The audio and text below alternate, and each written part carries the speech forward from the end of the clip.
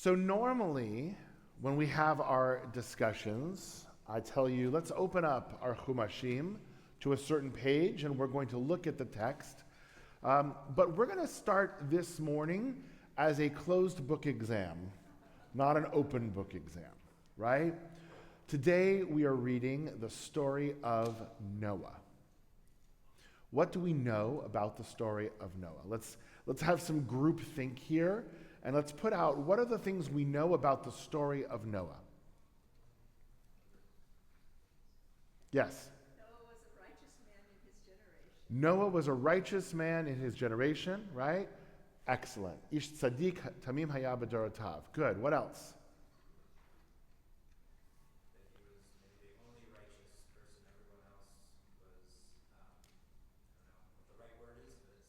Yeah.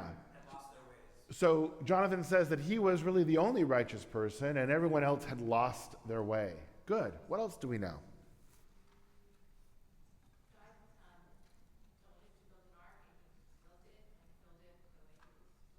Excellent. God told him to build an ark, and he built it the way that he was told.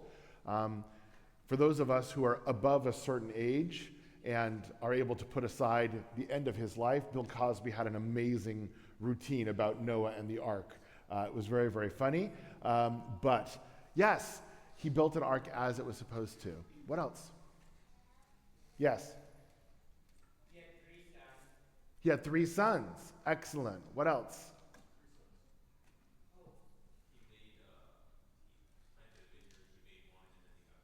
He planted a vineyard, made wine, got drunk. Those things tend to happen in that order. Absolutely. Yes.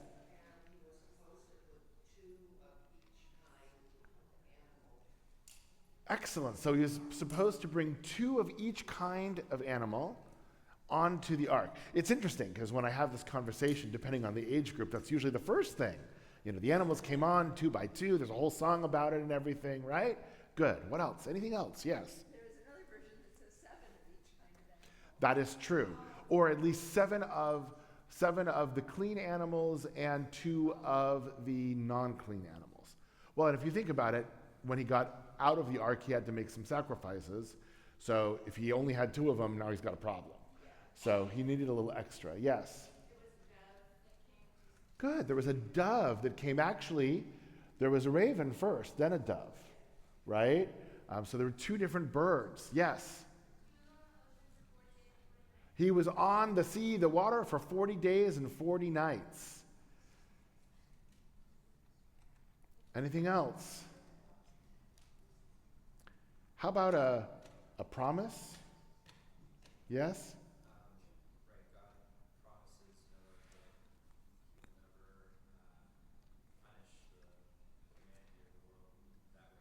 Good. God promises Noah and that he will never punish humanity in that way again. Yes? Then sends the dove out to see, if the waters have receded. And the dove brings something back. Anybody know what that is? Yes. Yael. An olive branch. Absolutely, right? To show that there was dry land. All right, hang on. I'm going to stop there for a second because I want to ask the question that sort of hasn't been asked in all of this conversation. What was it that happened that God literally decided to wipe the earth clean and start over? Right? What was it that was going on? What was it that happened that caused this whole story to take place? Yes. The people were so rebellious. I like that term rebellious. Why did you choose the term rebellious? Okay. So rebellious for you, which I agree with, right? That's not they're rebellious against their leaders or whatever. They're rebellious against God. That's what you're saying? Like it. Good. Howie? Tower of Babel. Although the tower, so they had that thing in there, and actually the Tower of Babel, if I remember correctly, happens after the flood. I think. Yeah. Yes? Yeah, the Tower of Babel happens after the flood. Thank you. So Tower of Babel comes next, and then we don't get the full treatment of wiping everybody clean. We just all have different languages. What happened? All right, now let's look at the text and see. We're going to turn to page 41.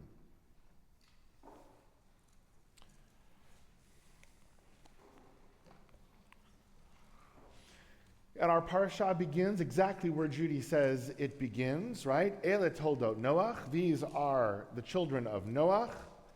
Noach was a righteous man. He was blameless in his age. Noah walked with God. And Noah had 3 sons, Shem, Ham, and Japhet, right? Verse 11. Vatishachet haaretz lifnei haElohim, vatimale haaretz chamas. Right? The earth became corrupt before God, and the earth was filled with the word that is translated here as lawlessness, but as the Hebrew word is Hamas. Hamas, right? Obviously, in today's day and age, that rings a little bit differently than it may have when this was being written. And we'll come back to that a little bit. But the rabbis actually struggled from this to say, okay, what does it mean to become corrupt? What does it mean for the earth to be filled with Hamas, right? With this lawlessness. So the different rabbis give their opinions on what it is. So Rashi comes up and says it was lewdness and idolatry, right? Those were the things that were rampant, lewdness and idolatry, and that's what it meant. And that the earth was filled with Hamas, for Rashi that meant robbery, right? That people would just go and take whatever they want and potentially be violent and hurt that person, but that was where Rashi sort of came with all of these. But there were other opinions as well. I want to ask you, though, what do these words mean to you? What is it that might have been happening, that could have been happening, that was so wrong, that God had to literally start over again?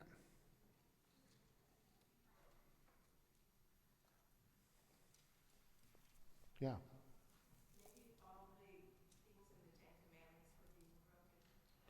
So the things in the Ten Commandments were definitely being broken. The challenge, Marge, is we don't have the Ten Commandments yet, right? So there was no reason. Yeah, there was. Right.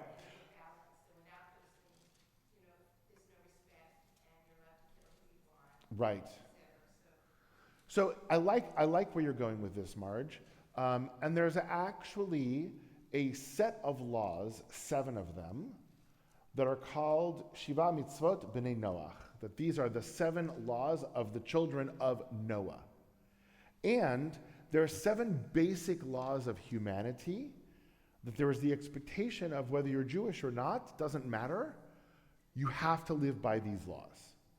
And it's as a result of, I think, what happened before the flood, that we now say after the flood, these are the things we need to do. And a lot of them, some of them are in the Ten Commandments. You can't murder, you can't steal, those sorts of things. Some of them are, you need to set up a system of government so there's not anarchy. I'm going to get back to that in a second.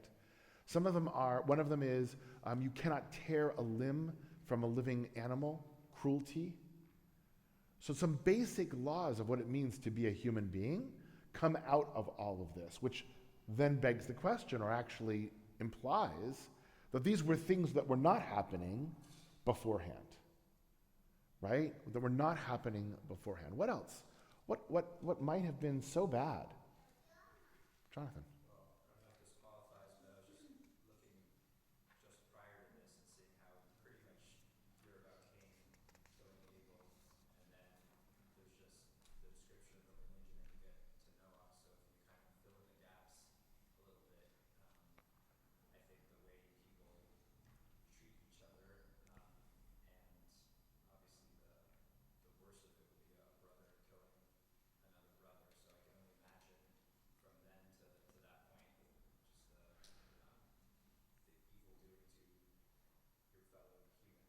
Yeah, so Jonathan is arguing that there's sort of a de-evolution of humanity, right? Of going from Cain killing Abel, that moment where brother kills brother, and we can only imagine what happened after that and where things went.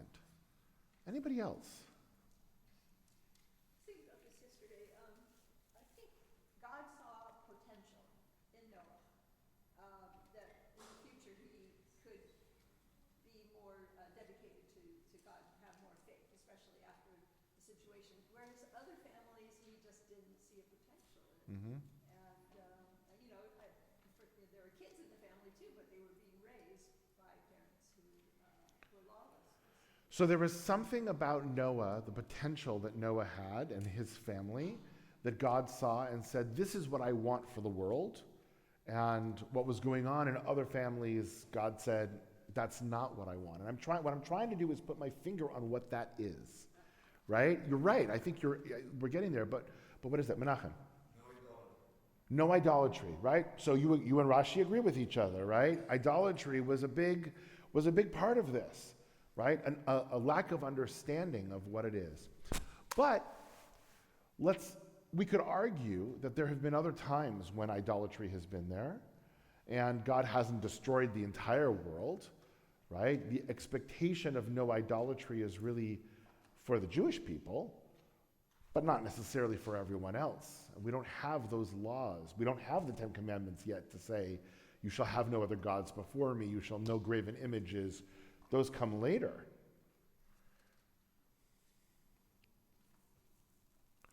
So I would argue that when we talk about Hamas here, this idea of violence, it is not an action or an incident that we're talking about. It is a world view that we're talking about. It's a world view that we're talking about. When we look at the Torah, we see God trying to build up the world, build up the community, build up our people, build up everything through a system of order and a system of values, right? The opposite of that is Hamas. The opposite of that is chaos, entropy, lack of any order, lack of any structure, lack of any values, right? That's what was going on here. And this is not an action-oriented thing. This is a worldview-oriented thing. And God said, and I'm going back to what you were saying, Judy, right? There were sort of two families here, or two groups of people that represented a different worldview. Noah and his family represented order. It represented building the world up. It represented change through a set of values, versus what was going on was chaos. What was going on was building a world based on lack of order, destruction, as opposed to construction. And I think that really black and white set of diametrically opposed worldviews is what's going on here. And I would argue, and I would say, by the way, that as this word means something very different to us in today's day and age than it did back then, Hamas chose the name Hamas for a reason. It wasn't something that was given to them. They chose that name because, in fact, their worldview is to destroy the order that is there and rebuild it the way that they want it. That's the worldview. And that, to some degree, is what we have been fighting against since the time of Noah. Are we going to build a world by coming together through order, through, sometimes there's conflict, but we deal with that conflict within a certain way, or are we going to try and change the world, try and shape the world through chaos and destruction and let that happen? That diametric and almost, as we say, primeval conflict has been there ever since. I would even argue that we saw it last week as well. the words were a little bit different. The word wasn't Hamas, but the words were tohu vavohu. The first thing that God did on the very first day was take chaos and turn it into order. That is our job. For people who learn, who study, who follow this, who say we want to build a world of values, when we say, what is it that we're fighting against? It's not about a people so much. It's not even about the actions that those people do. It's actually about a system of thought. It's about a worldview that is incompatible with the worldview that we have. We are either striving for a world of order or we're striving for a world of chaos. And in the beginning of this week's Torah portion, God says, chaos doesn't work. Ultimately, chaos isn't going to be long-lasting. So we're going to restart. We're going to try this again. And then there is a recognition of the fact that to some degree it's a little out of God's hands because human beings have free will. And while God said, I'm never going to punish the world in that way by starting over, it doesn't mean that God is in favor of that lack of order, of that destruction, of that Hamas that is out there. Kenya. Looking at the terrorist Hamas, because I can't hear that when it comes to listening. So how would the terrorist group know that word, unless is it a local word? I've never heard it. Yeah, so the word Hamas basically has the same meaning in Arabic and in Hebrew because it's a basic Semitic word, right? And both languages come from Proto-Semitic. It's the same root language. So it's the same word. Oh, yeah, it's here. It's here. It is here. It is here. Any other comments or thoughts before we actually read to this? Because ultimately, we see a shift and we see a change. And then, by the way, there's a recognition that people are not perfect. As Dan said, Noah gets out, he plants a vineyard, he makes wine, he gets drunk, and all sorts of bad things start to happen.